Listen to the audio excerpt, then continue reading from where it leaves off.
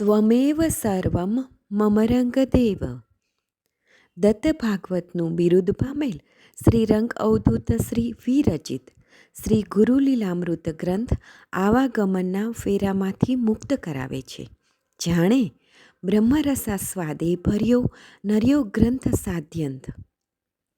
આ વરદ અને ઔપાસનિક ગ્રંથને રંગબાળ શ્રી જગદીશાનંદજીએ સરળ અને સંક્ષિપ્ત ગદ્ય લેખન રૂપે વર્ષના દરેક દિવસ માટે એક પેજ તેમ 364 પેજમાં આ શ્રીરંગ બ્રહ્મરસાસ્વાદનું સર્વને રસપાન કરાવ્યું છે.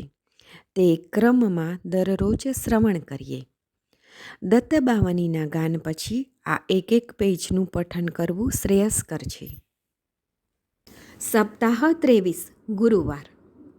અલગજી કહે છે, હે નિરંજન, આ દરેક અવતારી મહાપુરુષો જગતના જીવોનું કલ્યાણ કરવા માટે જ પ્રગટ થાય છે. સત્ય દર્શાવવા જન્મતા જ એવી અહેતુક લીલા કરી સર્વને ભાન ભૂલાવી દે છે. આવા મહાપુરુષોની જન્મકુંડળી જોઈને જ્યોતિષાચાર્યો પોતાની જ્યોતિષ વિદ્યા વિસરી જાય છે. કારણ કે તેમની જન્મકુંડળીના ગ્રહો ઘરો બધા તેમની વિદ્યાથી પર હોય છે. શબ્દાતીત, ભાષાતીત, ગુણાતીતને શાસ્ત્રો શું વર્ણવી શકે? તેઓ જન્મતા પહેલાં બધા સંકેતો આપી દેતા જ હોય છે. જુઓ આ બાળની અકથ્ય લીલા. જન્મજાત મૂંગા રહેવું છતાંય ઓમ સિવાય કંઈ જ બોલવું નહીં. માતાને સ્તનપાન સમયે સ્તનમાં દૂધ આવતું નથી. માને ચિંતા થતાં એ સ્તનને હાથ સ્પર્શ થતાં જ દૂધની 32 ધારા વહેવી. 8 વર્ષ થતાં છતાંય બાળક બોલતું નથી. મોચી બંધન કેવી રીતે કરવા? બાળક મૂંગો છે તો તેને મંત્ર દીક્ષા કેવી રીતે દેવી? મોજી બંધનના ખર્ચ માટે ઘરમાં લોઢાને સ્પર્શતા સુવર્ણ થઈ જવું. જ્યાં ઉપનયન સંસ્કાર વિધિ થવી ને પ્રથમ ભિક્ષા દેતા જ વેદોના મંત્રોનું ઉચ્ચારણ કરવું વગેરે લીલાઓ કરે છે. લૌકિક દ્રષ્ટિએ માતા પિતા કે સગા વહાલા કે જગતના સર્વજનો તેને ઓળખી શકતા નથી. આવા દિવ્ય લીલાવતારી દ્રશ્ય રૂપે હાજર હોવા છતાંય અદ્રશ્ય રૂપે કેવી લીલા કરે છે તેનો આપણને ખ્યાલ આવતો નથી. બાળક નરહરિએ જનોઈ ધારણ કરી ભિક્ષા ગ્રહણ કરી કે તુરત જ મા પાસે તીર્થાટન કરવા માટેની આજ્ઞા માંગી. આવું વચન સાંભળતા કઈ માં દુઃખી ન થાય? આવી દેવબાળ લીલાની અનુભૂતિ જેણે કરી હોય તે આવા દેવબાળને ત્યજવા તૈયાર થાય ખરા? અથવા તો આવા દિવ્યાવતારી બાળને તીર્થાટન કરવાની કોણ રજા આપે? મા અંબા દુઃખી થઈને કહેવા લાગ્યા, તારા વિયોગથી અમારા પ્રાણ ચાલ્યા જશે.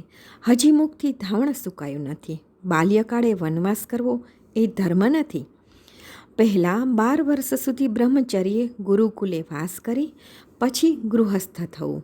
યોગ્ય કન્યા સાથે લગ્ન કરી પ્રજાતંતુના રક્ષણ માટે પુત્રોત્પાદન કરી યજ્ઞોથી ઈશ્વરનું ભજન કરી પછી બુદ્ધિમાને સંન્યાસ લેવો જોઈએ. માએ નરહરિને કહ્યું કે પહેલાં તું ગૃહસ્થાશ્રમનું પાલન કર અને અમારા કોડ પૂરા કર. માની અતિ ભાવવાહી વાણી સુણીને નરહરિ બોલ્યા, માં, મારો જન્મ ધર્મરક્ષા કાજ થયો છે. ઘરમાં બેસી હું શું કરું? જો કેટલાય અધિકારી જીવો સંતો મારી રાહ જુએ છે.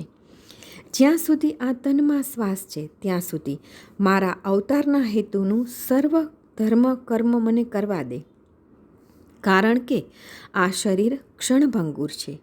તે આગળ તારી વાત સમજાવી તે તો શરીર રખા માટે છે. જેને વિષયમાં રમવું છે તેના માટે છે. માં, તું મારા ગયા પછી તારું કોણ એ દુઃખ વિચારે છે? તો જા, હું તને વચન આપું છું કે તને 4 દીકરા પછી 1 દીકરી થશે. તારા ઘરમાંની લક્ષ્મી ક્યારેય જશે નહીં. એ 4 દીકરા તારી બધી જ સેવા કરશે. તને શાંતિ પમાડી ગૃહસ્થાશ્રમમાં તને બધી રીતે સુખી કરશે.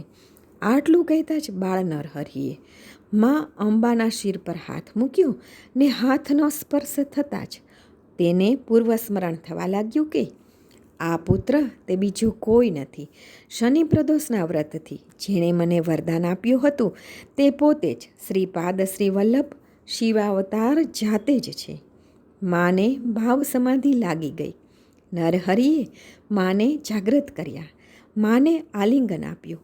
તેને ઉઠાડી અને પ્રેમથી કહ્યું, માં, આપણા બેની આ વાત ક્યાંય પ્રગટ ન કરતી, તેને ગુપ્ત રાખજે. હું સંસારે ન લોપાવ એવો સંન્યાસી છું. કાર્યકારણે તારી કુખે જગતનો ઉદ્ધાર કરવા તારો પુત્ર થઈને આવ્યો છું. હવે તું મને તીર્થાટનને જવાની રજા આપ. 2 દિન દેહ રહે નહીં કરતા કોડ ઉપાય, કરદમ ચૂથીએ કાળથી જનની કેમ બચાય. શ્રી ગુરુ લીલામૃત અધ્યાય 67 દોહરો 5.